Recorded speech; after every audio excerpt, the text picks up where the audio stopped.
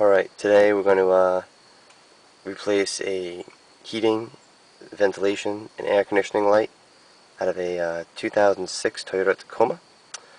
Right here, these lights went out along this, and this light out here, both went out.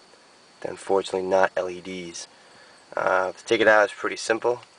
I tap my finger right here, you take a screwdriver, and you pry this piece off.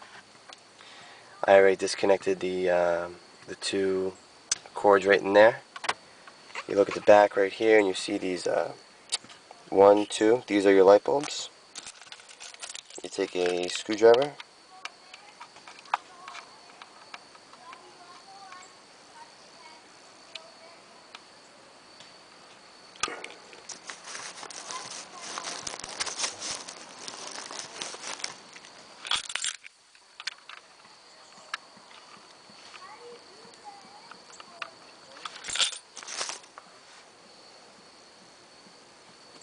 you twist these out, you give these a quarter turn, and they actually fall right out. And that's pretty much it. Thanks.